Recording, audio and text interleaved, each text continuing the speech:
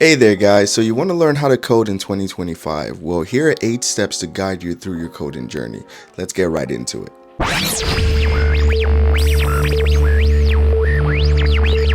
Alright, so without further ado, let's get right into it. So, for step 1, you want to be able to define your goals and your motivation. What do I mean by this? Defining your goals and motivation simply means you got to ask yourself, why do I want to do this? Am I doing this as a hobby? Do I want to solve problems? Am I trying to build a passion project? Do I just want to do this as a career job? For example, do you want to just build a passion project such as, I don't know, maybe you thought of something one day and you're just like, hey man, this will make for a great project, and you just want to learn how to do it. That's okay. Or do you want it to be a career such as like web development? Do you just want to build iOS project, or do you have an idea for an app that you want to place in an app store or in a Google Play or Google Apps that you just want to learn how to code just for that skill set? Well, that kind of narrows it down. So that's what I mean by goals and motivation. What are yours? So the quicker you understand what your goals and motivations are, the easier it is to learn how to code. Step 2. Choose your language and set up your environment. Now, what does that mean? So choosing your language is a very important aspect of learning to code. Why is that? Because we have a plethora of coding languages out there. We have JavaScript, we have C, we have C#, we have Swift, we have a plethora of them. So this harps back to what we said in in step number 1, where we stated, what do you want to use this coding skill for? For example, if I wanted to be a web developer, I can focus more on JavaScript. If I wanted to be a data scientist or a data analyst, I can focus more on Python. If I wanted to be a mobile developer, a mobile app developer, I can focus on Swift or a library such as React Native. So things like that are what you want to keep in mind. Now, for our IDE, for our environment, we want an IDE such as PyCharm, or we want to use Visual Studio Code in order to set up our IDE or our workspace. Think of it as a workspace where we input our code in order to put it through to production. And while we say that, we also need version control such as Git or GitLab for our repository. So this allows us to collaborate, which is very big in the coding world, in the programming world, to collaborate with other people. So that's it for step 2. Now let's jump right into step 3. So step 3 is all about the foundations or the basics. We have to learn the basics. So the first thing we want to learn is the syntax. If you want to learn any programming language, regardless of what the skill is for, you have to understand the basic syntax and concepts pertaining to that code. So if I wanted to learn JavaScript, I have to understand what an array is. I have to understand what various type of data structures are, certain types of algorithms, things like that. But we'll touch on that later on. But we just have to understand the basic syntax. What is a string, for example? What is an array? What is I can't think right now.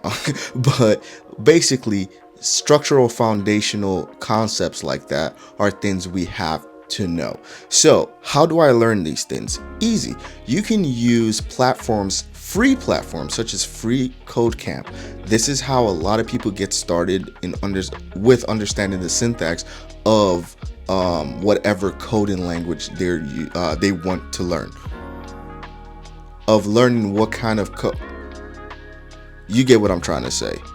I'm tongue-tied right now. So basically, Free Code Camp is how a lot of people get started on learning the foundation to whatever coding language they want to journey through down the road. So you can do that. There's also big YouTubers out there that try to teach you how to learn the code. So there's Travesty Media. Apologize if I'm butchering that, but he is like an OG on the YouTube channel. You can definitely learn a lot from him, and like to put myself there too. You can always learn from me as well. But like I said, there are various ways to learn. So if you want to learn from me, that would be awesome. With that, you can go ahead and subscribe to this channel so you can get more content like this. and coding content so that you can also learn how to build projects and things like that with me. So you can learn from me, you can learn from Travesty Media, and you can learn from a plethora of other people out there. Free Code Camp is also there to help you learn how to code. So with that, we jump to step 4. So with step 4, this is the part people love. This is when you start building mini projects. So mini projects help reinforce the skills you've already learned. So whether it's skills you've learned via YouTube, Free Code Camp, or whatever other platform you choose to learn how to code. So building small projects helps you reinforce the skills you've already learned. So simple things like building a calculator, building a to-do list, building a blog application, most of which I have on my channel. So like I said, go ahead and subscribe, watch my catalog. We have most of these projects done in my catalog. So you can build things like that to help reinforce whatever you've learned. With to-do lists, you're doing things such as a CRUD app, you're building things such as a CRUD application, or you're using a CRUD concept, which is just create, read, update, and delete. Same thing that goes into a blog application. The only thing is now you're going to be able to use APIs within a blog application. So a to-do list is a very low concept, so it's a very low difficulty, not low concept, it's a very low difficulty project, and then you can build it up and go up to a blog application. So there you're using more server side as well as client side renderings, not necessarily renderings, but you're using client and server side features to help bring your project to life. Whereas to-do lists, you're kind of just creating it using local storage or maybe a database. So you're not necessarily always using APIs, things like that. So even with APIs, you might not understand what I'm saying when I say APIs, application programming interfaces. So down the road, when you start learning how to code, you will run across these kind of things. But building a calculator, a to-do list, and then working your way up to a blog application, all these things are ways to reinforce what you've learned on the foundational level. So with that, let's move on to number 5. So number 5 is the one most coders or most programmers don't like. It's called data structures and algorithms. Yes, you have to know it. Especially in this day and age, you really have to know it. And what are data structures and algorithms? It's basically what programmers use to understand. We use it to get jobs.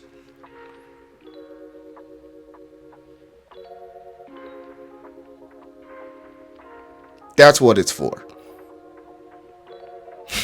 Okay, that's a little bit over the top. Data structures and algorithms allow programmers to basically understand different types of algorithms, which in turn help you become a better programmer. So you're using data structures such as arrays, linked lists, things like that to help build out algorithms to help better make your project work efficiently. That's what it's for, theoretically, but really it's just a pain in our backside as programmers because we have to learn these things in order to get a job. Have you ever tried to learn every single LeetCode problem in order to get a job that does not require you to know anything about LeetCode? Have you? Do you know the rigors? Do you? I'm sorry, guys. I zoned out for a second. I blacked. Oh man, coding is great. Yeah. So, how do I learn data structures and algorithms? Well, you can use LeetCode. LeetCode offers you a free tier in which you're able to basically practice different data structures and algorithms. So basically, whenever you hear coders say, we got to grind LeetCode, that's what they mean. You just go over to leetcode.com and you're able to grind different problems in order to help you become a better programmer, theoretically. So, enough about LeetCode. Let's jump over to number 6. Number 6 is also a fan favorite. So number 6 is building larger concept applications. large concept applications. So real world projects is what I mean. So you're going to start building real world applications. What does that mean? You're going to be building things like a personal website, a portfolio. You're going to build things like a chat application, etc. So these things help show potential employers if you're looking for a job, or just it helps you be more well-rounded because it puts all the skills into one basket. So if you build a portfolio website, it shows people, hey, I'm able to build out this aesthetically pleasing website that also shows an array of things I can do, which is basically, if you think about it, what a regular website is. It's just a client telling you, hey, I want to show everyone what my store location or what my product does. So you see how this kind of ties in together.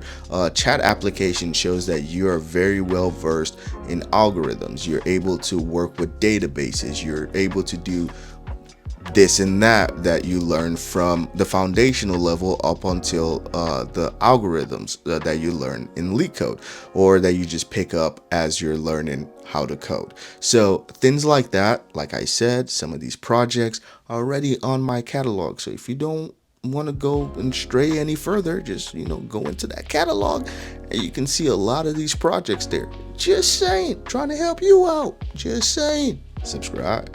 So with that said, the main purpose is you're trying to build out an application that solves everyday problems. So a chat application enables people to collaborate together, to talk to one another. It builds community. So these are everyday problems that you're able to create, that you're able to solve, which is typically just what coding is. You're using a language to solve problems, or programming, you're using a language to solve problems. So this is what step 6 is about. You're building a larger scale project to solve everyday problems. So with that, let's jump over to number 7.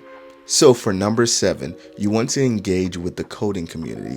And what do I mean by that? So you want to join the local or online coding community by, interacting with different threads, such as that of Stack Overflow. You want to join open source projects. There's a lot out there if you want to contribute to open source projects. You want to do meetups. So you want to do hackathons, things like that. You just want to engage with people that do the same thing. If you were trying to play basketball and get better at it, you would also interact with others that play basketball. You would go to open gyms and interact with them to better your skill set. That's what this basically is. So it's pretty self-explanatory. So let's move on to the very last one, number 8. So for step number 8, you want to continuously improve your skill set and showcase your skill set. So like we said, you want to create a portfolio project. You want to create a portfolio website that houses most or all of your portfolio projects. You also want to be able to have people collaborate with your projects. So this will help strengthen whatever project you've created by making it quote unquote open source. You're just allowing people to work with it. You want to strengthen your interviewing skills. So if you're working towards getting an interview or towards a job, you want to strengthen that by doing a copious amount of LeetCode. Don't get me started on that again. So you want to do a copious amount of LeetCode problems. Also, you want to make sure you're very well versed with version control, because you want people to collaborate with you. So with all that, that's pretty much it. This is how you learn to code in 2025. This video is not how to get a job in 2025. This video is about how to learn to code in 2025. So if you want to know how to get a job in 2025, no one knows. Nobody knows. I'm not gonna cap to you. Nobody knows. We all just trying out here. Nobody knows. Once again, I keep blacking out. I don't know why. I just keep blacking out. Like anytime it gets too personal, I just black out and want to rant. But that's not why you're here. That's not. But like I said, that's pretty much it for the video. So if you guys have any questions, any comments, don't forget to leave it in the comment section. Don't forget to like, comment, and subscribe. And I'll see you guys on whichever video we decide to create next. Peace. Peace.